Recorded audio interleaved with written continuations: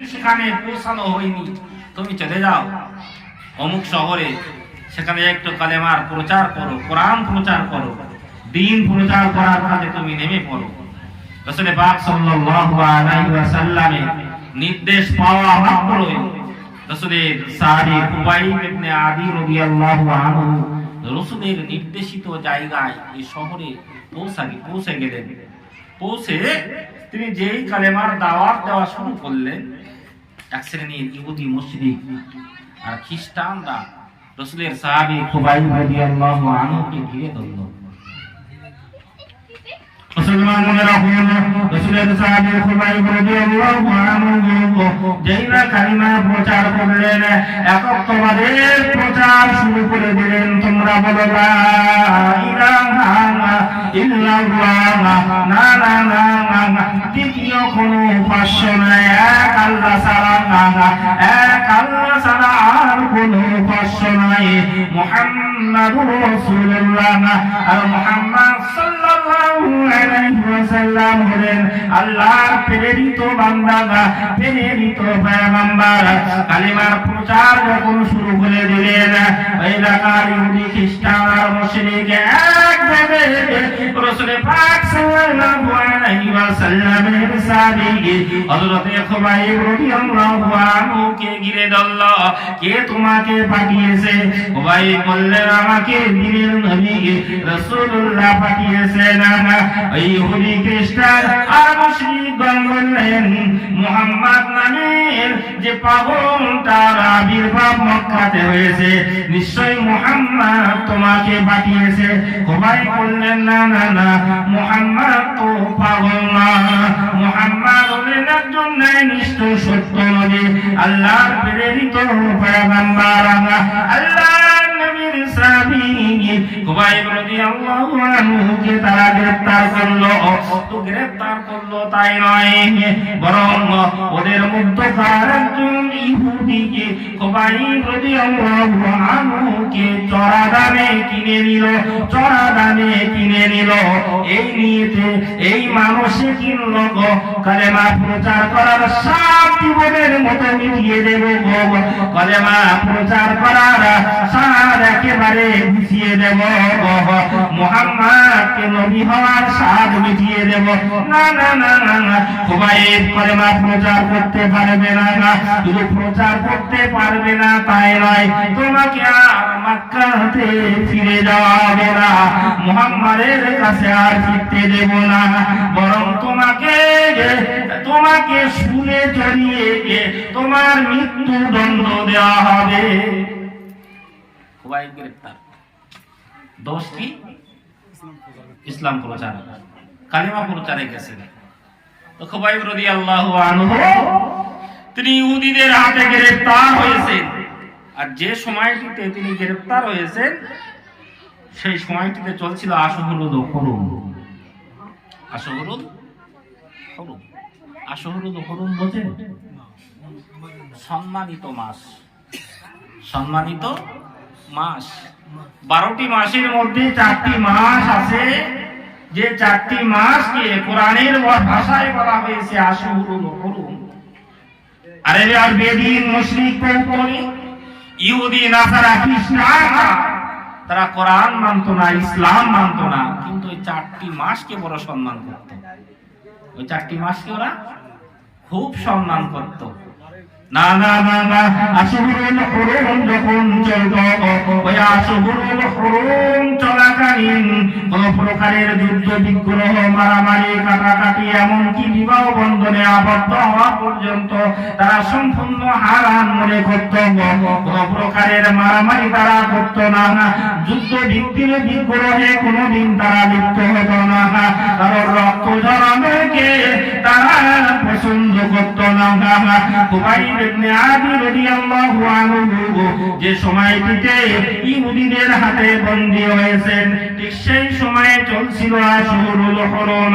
সেই কারণে রাসূলের সাহাবী খুবাইবকে তারা হত্যা করতে পারল না।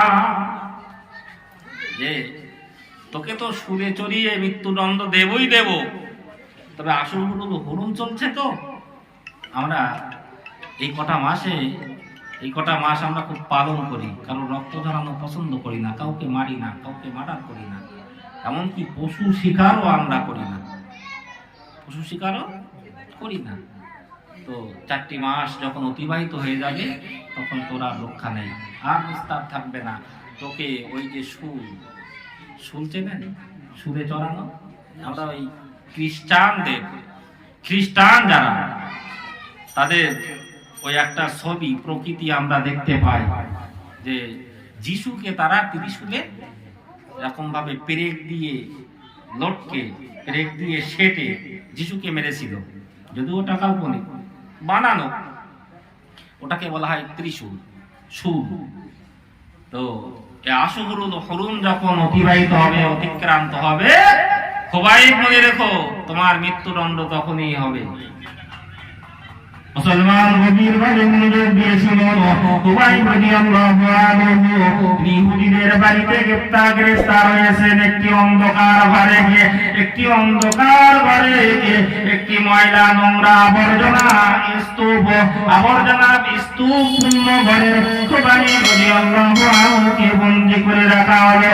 না, খুবাইবকে কোনো সুষম খাদ্য পরিবেশন করা হতো না। খুবাইব রাদিয়াল্লাহু যখন পানির পিপাসা লাগতো, খুবাইব রাদিয়াল্লাহু আনহুর সামনে মদের পানি দেওয়া হতো। খুবাইব রাদিয়াল্লাহু আনহু তিনি যখন ক্ষুধার যন্ত্রণায় অতিষ্ঠ হয়ে পড়তেন, ক্ষুধার যন্ত্রণায় ছটফট করতেন, অস্থির হয়ে পড়তেন, ঠিক সেই সময়ে খুবাইব রাদিয়াল্লাহু আনহুর সামনে খাদ্য হিসেবে দেওয়া হতো শূকরের মাংস। দিনের পর দিন পানি চাইলেই মদের পানি, আর খাদ্য চাইলেই শূকরের গোশত। তা আপনারা বলুন, এই দুটো খাদ্যের ভিতরে কোন খাদ্যটা হালাল? দুইটাই হারাম। মুসলমান খায়? মুসলমানটা খায় না? মদের পানি খায় না? শূকরের গোশত হয়তো মুসলমান খায় না, তবে শূকরের গোশত না খেলেও শূকরের গোশতের মতো। আচ্ছা, একটা মুরগি জবাই করা হলো, ওটা খাওয়া তো আমাদের জন্য জায়েজ, নির্বিঘ্ন। একটা মুরগি জবাই করা হলো না, সেটা রান্না হলো, খুব সুন্দর করে রান্না করা হলো, একেবারে রেস্টুরেন্টের কায়দায় রান্না হলো, কিন্তু জবাই হয়নি, বলি হয়েছে। ওই গোশত আর শূকরের গোশতের মধ্যে কোনো পার্থক্য আছে? হয়তো টেস্ট, স্বাদের পার্থক্য আছে, কিন্তু হুকুমগত কোনো পার্থক্য নেই। শূকরের গোশত খাওয়া যেমন হারাম, ওই মুরগির গোশত খাওয়া হারাম। যে গরু আল্লাহর নাম ছাড়া জবাই হয়েছে, ওই গরুর গোশত আর হালাল থাকবে না। কিন্তু মুসলমান ব্যস্ত, সারা দুনিয়ার মানুষ ব্যস্ত তাদের প্রাণ বাঁচাতে, আর রাসূলের সাহাবীরা ব্যস্ত ঈমান বাঁচাতে। বলুন সুবহানাল্লাহ। খুবাইবের সামনে শূকরের গোশত আর মদের পানি দেওয়া হয় দিনের পর দিন। খুবাইব রাদিয়াল্লাহু আনহু একদিনের জন্য এক টুকরো শূকরের গোশত নিজের মুখে তোলেননি। বলুন সুবহানাল্লাহ। কঠোর যন্ত্রণা, পিপাসা সহ্য করার পরেও এক ফোঁটা পানি দিয়ে নিজের গলাকে তিনি সিক্ত করেননি, ওই মদের পানি কোনোদিন পান করেননি। বলুন সুবহানাল্লাহ। মুসলমান মনে রাখুন, খুবাইব রাদিয়াল্লাহু আনহু যে বাড়িতে বন্দী, যে ইহুদির বাড়িতে বন্দী, ওই ইহুদির বাড়ির একজন মেয়ে, একজন মহিলা, যার নাম হলো ফাতেমা। ওই ফাতেমা পরবর্তীকালে ইসলাম কবুল করে মদিনা তাইয়্যিবাতে হিজরত করেছিল। আর ওই ফাতেমা কোন একদিন রাসূল পাক সাল্লাল্লাহু আলাইহি ওয়াসাল্লামের দরবারে পৌঁছে গেলেন। আল্লাহ নবীর দরবারে পৌঁছে গিয়ে ফাতেমা রাদিয়াল্লাহু আনহা রাসূলুল্লাহ দরবারে পৌঁছে গিয়ে ঈমানি কালেমা পড়ে মুসলমান হয়ে গেলেন। জোরে বলুন সুবহানাল্লাহ। ফাতেমা রাসূলুল্লাহ দরবারে গিয়ে পৌঁছে বর্ণনা দিয়েছিলেন, ইয়া রাসূলুল্লাহ, ইয়া হাবিবাল্লাহ, আমি সেই বাড়ির মেয়ে, আমি সেই ইহুদি কন্যা যে বাড়িতে আপনার সাহাবী খুবাইব রাদিয়াল্লাহু আনহুকে 4 মাস গ্রেফতার করে রাখা হয়েছিল, যে বাড়িতে গ্রেফতার করার পরে আপনার সাহাবী খুবাইবকে সুলে চড়িয়ে মৃত্যুদণ্ড দেওয়া হয়েছিল। ইয়া রাসূলুল্লাহ, ইয়া হাবিবাল্লাহ, আপনার সাহাবী খুবাইব যখন খোদায় অত্যন্ত অতিষ্ঠ হয়ে পড়তেন, খোদার যন্ত্রণায় যখন কাতরাতেন, আমি ফাতেমা নিজের চোখে আমি বারবার দেখেছি খুবাইবের সামনে শুকরের গোশত বন্টন করা হতো, শুকরের গোশত এনে দেওয়া হতো।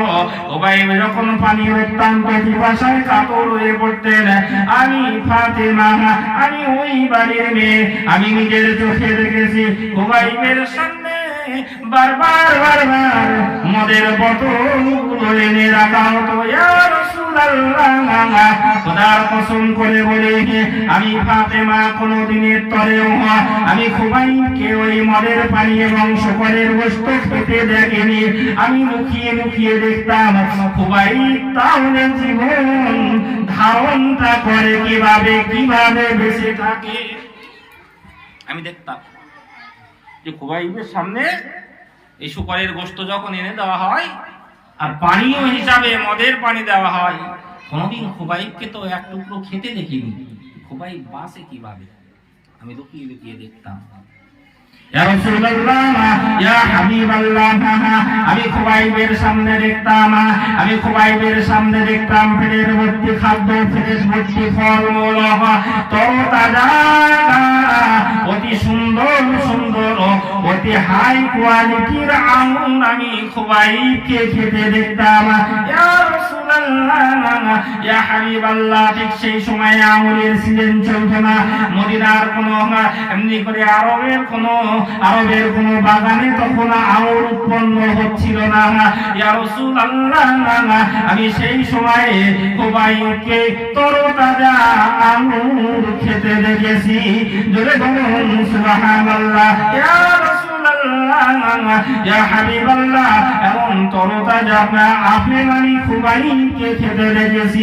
আমার জীবনে মদিনা তথা মক্কার কোনো বাজারে কত সুন্দর আপেল আমি কোনদিন দেখি নাই। জোরে বলুন সুবহানাল্লাহ। এত সুন্দর আপেল যেগুলো চোখে দেখা যায় না, কোনো দোকানে পাওয়া যায় না, এত সুন্দর আঙুর যেগুলো আমরা জীবনে চোখে দেখিনি। ইয়া রাসূলুল্লাহ, খুবাইবকে আমি তাই খেতে দেখেছি। এই খাদ্যগুলো কোথা থেকে আসতো? কোথাকার খাদ্য মনে হয়? জান্নাতি খাদ্য। তাই বলছিলাম আমরা আমাদের প্রাণ নিয়ে টানাটানি করি, আমাদের প্রাণটা কিভাবে বাঁচাবো, আমাদের জান কিভাবে বাঁচাবো, তাই নিয়ে ব্যস্ত। আর সাহাবীরা ব্যস্ত তাদের ঈমান বাঁচানোর জন্য। মুসলমানরা যখন আশুরুল হরম অতিবাহিত হয়ে গেল, খুবাইবকে যিনি ক্রয় করেছিল ওই ইহুদি খুবাইবকে জানিয়ে দিল, হে রাসূলের সাহাবী, কালেমা প্রচার করার সাদা তোমার মিটিয়ে দেব। আশুরুল হরম চলার কারণে তোমাকে আমরা মৃত্যুদণ্ড দিতে পারিনি। আশুরুল হরম তো অতিবাহিত হয়ে গেল, খুবাইব তোমাকে জানিয়ে দেওয়া হলো আর বিকাল অমুক সময়ে শুনে চড়িয়ে তোমাকে প্রহারের পর প্রহার, বেত্রাঘাতের ওপর বেত্রাঘাত করে করে এমনি করে তোমাকে প্রাণদণ্ড দেওয়া হবে, তোমাকে মার্ডার করে ফেলা হবে, মৃত্যুদণ্ড তোমার দেওয়া হবে। খুবাইব রাদিয়াল্লাহু আনহুর কাছে এ কথা যখন শোনানো হলো, মৃত্যুর ঘন্টা যখন বাজিয়ে দেওয়া হলো, খুবাইব রাদিয়াল্লাহু আনহু মহান আল্লাহর শুকরিয়া আদায় করে বলে উঠলেন, আলহামদুলিল্লাহ। জোরে বলুন সুবহানাল্লাহ। খুবাইব এতদিন খুব অনেক মূল্য দিয়ে তোমাকে কিনেছি মারার জন্য, কিন্তু মারতে পারিনি একটাই কারণ, আশহরুল হরুম চলছিল, সম্মানিত মাস চলছিল, আশহরুল হরুম অতিক্রান্ত হয়েছে, সমাপ্ত হয়েছে। আজ অমুক সময়ে সুদে চড়িয়ে তোমার মৃত্যুদণ্ড দেওয়া হবে। শুনে খুবাইব রাদিয়াল্লাহু আনহু কি বললেন? আলহামদুলিল্লাহ। আচ্ছা, ওটা যদি আমাদের ক্ষেত্রে হতো, কোন কারণে আমি আসামি, আমাকে গ্রেফতার করা হয়েছে, এখন কোর্ট থেকে আমাকে জানিয়ে দেওয়া হলো, প্রশাসনের পক্ষ থেকে জানিয়ে দেওয়া হলো আগামীকাল বিকাল 4টার সময় আপনাকে ফাঁসি দেওয়া হবে। আমাদের অবস্থা কেমন হবে? মুখে হাসি থাকবে? হাসি থাকবে। খুবাইব রাদিয়াল্লাহু আনহু তখন হাসছেন আর আল্লাহর শুকর আদায় করছেন, শুকরিয়া আদায় করছেন যে আল্লাহ, আপনার শুকরিয়া আদায় করে আমি খুবাইব শেষ করতে পারবো না। আবাজান ভাইজান মনে রাখবো না, খুবাইব রাদিয়াল্লাহু আনহু আল্লাহ পাক রব্বুল আলামিনের দরবারে শুকর গুজার হয়ে পড়লেন, ইয়া রাব্বাল আলামিন, আমি খুবাইব রাদিয়াল্লাহু আনহু আপনার হাবিবের নির্দেশ মতো কালিমা প্রচার করতে এসেছিলাম, দ্বীন প্রচারের কাজে নেমেছিলাম। দীর্ঘদিন বন্দী দশা অবস্থায় কেটেছে, দীর্ঘদিন বন্দী অবস্থাতে কাটার পরে আজ আমার মৃত্যুদণ্ড দেওয়া হবে। না না না না, নিজের কোন স্বার্থ সিদ্ধির জন্য তো আমি আসি নাই, আমি এসেছিলাম দ্বীন প্রচারে, আমি এসেছিলাম কালিমা প্রচার করার জন্য। আল্লাহ আপনার একত্ববাদের ঘোষণা দিতে এসেছিলাম, আপনার হাবিব যে আপনার প্রেরিত পয়গম্বর, এই ঘোষণা দিতে এসে আজ খুবাইব বেঈমানদের হাতে বন্দী, খুবাইবকে আজ সুরে চড়িয়ে মৃত্যুদণ্ড দেওয়া হবে। আমি জানতাম না, আমি খুবাইব আমার মৃত্যুটা কোথায় হবে? হয়তো আমার মৃত্যুটা কোনো পাহাড়ে, কোনো পর্বতে, কোনো জঙ্গলে, বিজন মরুভূমিতে হতে পারত, রাস্তাঘাটে কোনো দুর্ঘটনার কবলে পড়ে খুবাইবের মৃত্যুটা হতে পারত, কিংবা জলাশয়ে ডুবে খুবাইবের মৃত্যুটা হতে পারত। এমন মৃত্যু না হলেও বাড়িতে শুয়ে খুবাইবের মৃত্যু হয়তো হতো। ইয়া রাব্বাল আলামিন, আমি জানতে পারতাম না খুবাইবের মৃত্যুটা, আমি খুবাইব আমার মৃত্যুটা ইমানি মরণ হতো না, বেঈমানি মরণ হতো। তবে আজ আমি আর অত্যন্ত খুশি, আমি আনন্দে আত্মহারা হয়ে পড়েছি। ইয়া রাব্বাল আলামিন, আমি খুবাইব বেঁচে থাকতে তো নিশ্চিত হয়ে গেলাম এই মৃত্যুটা দুনিয়ার অন্য দু চারটি মানুষের, সাধারণ মানুষের মতো সাধারণ কোন মৃত্যু তো নয়। খুবাইবের মৃত্যুটা তো হবে শাহাদাতের মৃত্যু। জোরে বলুন সুবহানাল্লাহ। আমার মৃত্যু তো যেমন তেমন মৃত্যু হচ্ছে না, এজন্য আমি খুব খুশি। আমাকে সুরে চড়ানো হোক, আমাকে ফাঁসির কাস্টে ঝোলানো হোক, তাতে আমি খুবাইব বিন্দু মাত্র অখুশি, অসন্তুষ্ট নই। কারণ আমি তো জানতে পেরে গেলাম যে আমার মৃত্যুটা হবে শাহাদাতের মৃত্যু। আমি তো শাহাদাত বরণ করবো, কারণ এসেছিলাম তো কালেমা প্রচার করতে, দ্বীন প্রচার করতে। আসলে একটা কথা আমরা খুব ভালোই জানি, চুরি করে, ডাকাতি করে, কত অন্যায় করে, কাউকে মার্ডার করে, ছিনতাই করে, যদি আমাকে গ্রেফতার করা হয়, হয় না আমাদের দেশে? গ্রেফতার করার পরে আমাকে জেলে রাখা হলো। এই জেল খাটার ভিতরে কোনো আনন্দ আছে? নেই। আমি দোষ করেছি, আমি অপরাধ করেছি, আমি চুরি করেছি, আমি কাউকে মার্ডার করে আসামি সেজে জেলে গিয়েছি, এতে কোনো মজা নেই। আমি কোনো অপরাধ করিনি, আমি মুসলিম কমিউনিটির উন্নতির জন্য লড়াই করতে যে আমাকে গ্রেফতার করা হলো, মুসলিম জাতির উন্নতির জন্য আন্দোলনে যে আমাকে গ্রেফতার করা হলো, আমি দ্বীন ইসলাম রক্ষার্থে রাস্তায় নেমেছিলাম, সেই অপরাধে আমাকে গ্রেফতার করা হলো। এই জেল খাটার ভিতরে মজা আছে না নেই? মজা আছে। এই জেল আপনি যতদিন খাটবেন ততদিন সওয়াব হবে, ততদিন সওয়াব হবে।